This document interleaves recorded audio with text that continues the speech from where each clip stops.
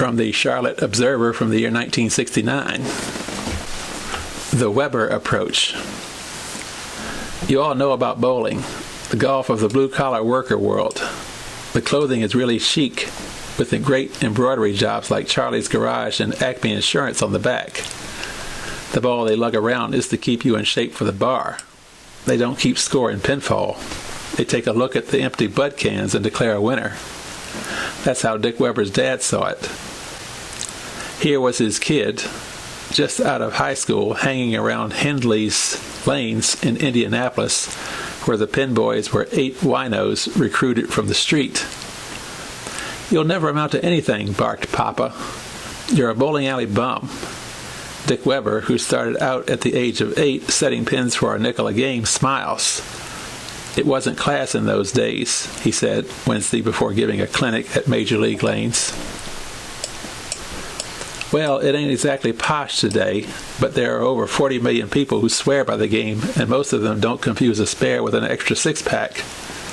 Weber has seen the image change, thanks in part to the influence of the Professional Bowlers Association, whose tour has grown from $47,000 in purses in 1959 to over $2 million today.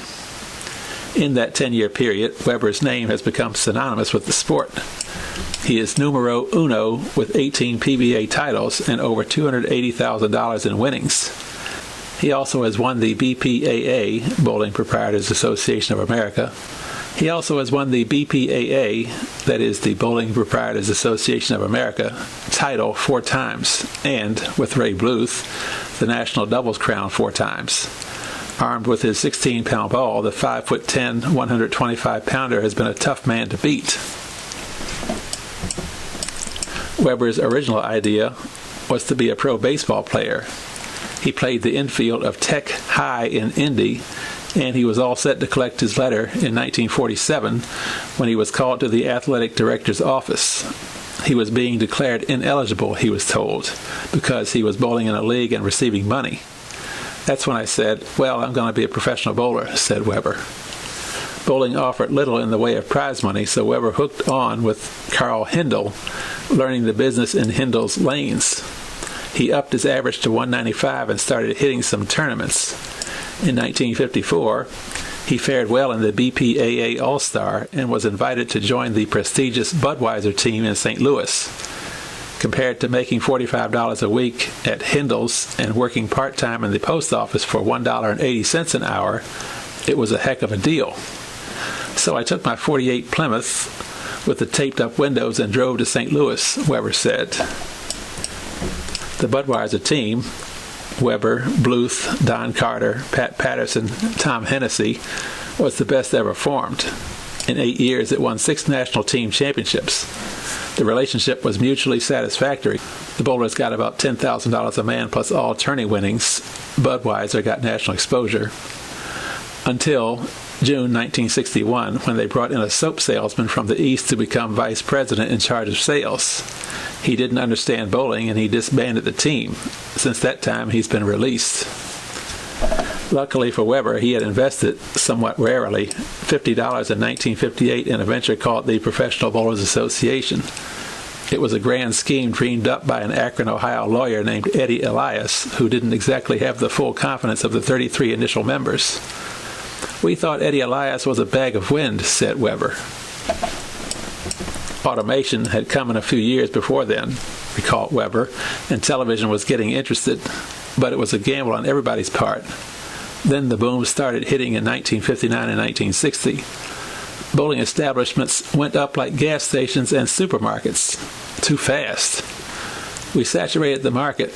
That's when we had the Depression in 64, 65, and 66.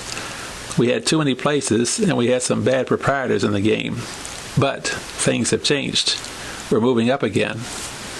The PBA Tour began May 22, 1959 at Shades Academy, Albany, New York. It was one of 3 tourneys for the year. Weber won the other 2 at Paramus, New Jersey, and Dayton, Ohio, and totaled $7,600 for the year. The tour has since grown to include over 35 events, 13 on national TV, and Weber's involvement with the sport has also increased. He is presently president of the PBA and runs his own house, Dick Weber Lanes, 32 of them, in his hometown of Florissant, Missouri, 15 miles northwest of St. Louis. We've tried to imitate golf, said Weber, though money-wise we'll never approach golf. When we fill an establishment for a tournament, we're talking about 1,000 people, and we're jammed. But we're going up. It costs about $275 a week in expenses, and I guess the top 30 bowlers will make a good living. It's a good life. I enjoy bowling. I owe everything to it. Some guys think the tour is a grind. Weber travels over 150,000 miles a year. But I don't think so. The thing that gets to me is spending so much time away from my family. That's tough. Weber, 39 years old, married 20 years, father of 4, says he'll stay on the tour a couple more years. I'd like to think in terms of 10 years, but I don't think so. It's getting tougher. There's so many young guys now, and they're much smarter and stronger than the old-timers. But Weber is still going strong and loving it. After he won at New Orleans last April, there was free champagne at Dick Weber Lanes. I'm a ham, he said, with a grin. I love my name in lights. Serving up the bubbly was Weber's dad. He now runs the lounge at the Lanes. Dick Weber is a bowling alley bum no more.